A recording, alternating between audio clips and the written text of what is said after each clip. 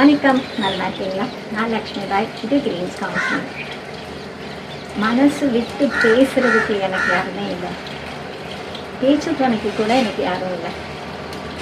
இங்கே அவ்வளோ இருக்கு சொல்றதுக்கு, ஆனால் என்னால் சொல்ல முடியல. இப்படிங்கிற வலி ரொம்ப அதிகமானது. எல்லாருமே அனுபவிச்சிருக்கோம். ஏன் நமக்கு அப்படி இருக்கு? ஏன் நம்மளால எல்லா விஷயங்களையும் வெளிப்படையாக சில நேரம் பேச முடியல? எல்லா விஷயங்களையும் அப்படின்னு இல்லைன்னா கூட மனசு பாதர் பண்ணுற, மனசை கஷ்டப்படுத்துகிற விஷயங்களை கொஞ்சம் வெளியே பேசினா நல்லா இருக்குமே நினைக்கும் பொழுது ஏன் நம்மளால் முடியல? அதை பார்ப்போமா? கம்யூனிகேட் பண்ணுறது, விஷயங்களை பேசிக்கிறது அப்படிங்கிறது ரொம்ப அடிப்படையான இயற்கை சார்ந்த விஷயம். ஒரு மனுஷனுக்கு எல்லா மிருகங்களும் எல்லா பறவைகளும் அதற்கான ஒரு பாஷை வச்சிருக்கு தானே. கேட்குதா? காக்கா கத்துறதும் இங்கே குருவி கத்துறதும். ஸோ அவரோருக்கு ஒரு பாஷை இருக்க தான் செய்யுது. கரெக்டாக? அப்போது நம்மளால் வெளிப்படையாக சில நேரம் விஷயங்களை பேச முடியல அப்படின்னா அது மனசையும் பாதிக்கும், உடம்பையும் பாதிக்கும். ரொம்ப அடிப்படையான விஷயம் அது.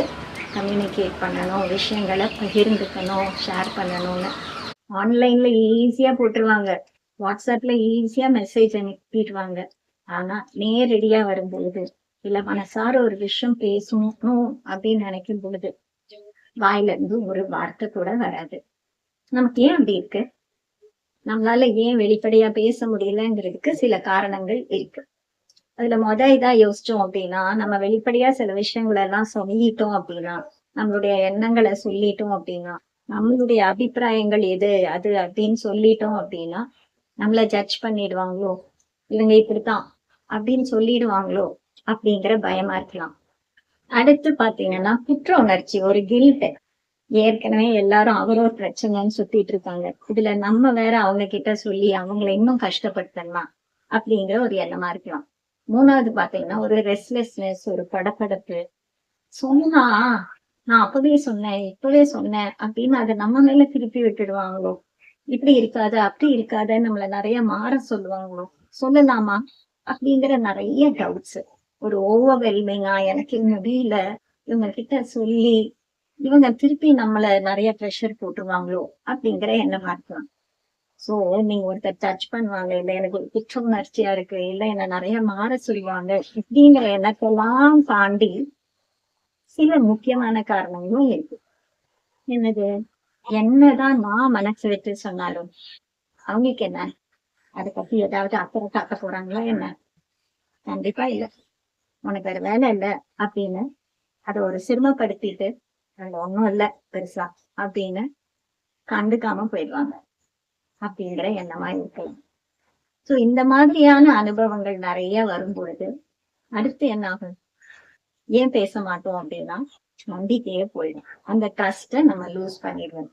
ஏன்னா சொல்லணும்னு நினைக்கும் போது காது கொடுத்து கேட்காதவங்க, சொல்லணும்னு நினைக்கும் பொழுது மத்தவங்ககிட்ட சொல்லாதீங்க அப்படின்னு சொல்லும் போது அதை இன்னொருத்தர்கிட்ட சொல்றவங்க, இல்ல நம்ம சொன்னதுக்கு அப்புறம் நம்மள ஜட்ஜ் பண்றவங்க, இல்ல அப்படி இரு இப்படி இருன்னு அட்வைஸ் பண்றவங்களுக்கு முன்னாடி ஒரு நம்பிக்கை போயிடும். நம்பிக்கை போயிடுச்சுன்னா அப்புறம் எப்படி பேச முடியும்? ஆனா பேசி ஆகணும். பேசுறது அப்படிங்கிறது ரொம்ப இயல்பான ஒரு விஷயம். சோ அதுக்கு என்ன பண்ணலாம் அப்படிங்கறதான் யோசிக்கணும். நிறைய விஷயங்கள் இருக்கு. ஜேர்னலிங், அதாவது எல்லா விஷயங்களையும் எழுதுறது அப்படிங்கிறது இருக்கு. டைரி எழுதுறது, ஒருத்தருக்கு லெட்டர் எழுதுறது, அது போல பிராக்டிஸ் பண்றது, கம்யூனிகேஷன் ஸ்கில்ஸ் படிச்சுக்கிறது. அது மட்டும் இல்ல, ஆர்ட் தெரப்பி, நம்மளோட மனசுல இருக்கிற விஷயங்களை எல்லாம் வரைகிறது மூலமாகவும் மியூசிக் மூலமாகவும் வெளிப்படுத்துறது. இந்த மாதிரி எத்தனையோ விஷயங்கள் இருக்கு நம்மளோட மனசுக்குள்ள இருக்கிற விஷயங்களை வெளியே சொல்றதுக்கு. சோ அது எல்லாம் என்ன அப்படின்னு பாருங்க. அடுத்த வீடியோல எல்லா விஷயங்களையும் எழுதுறதுனால என்ன பயன் அப்படின்னு பார்ப்போம். Like, share and subscribe. Tata.